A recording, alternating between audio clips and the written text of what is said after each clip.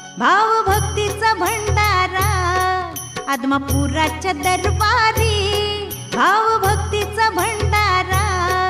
आदमापुराच्या दरबारी, धनी मला पिऊन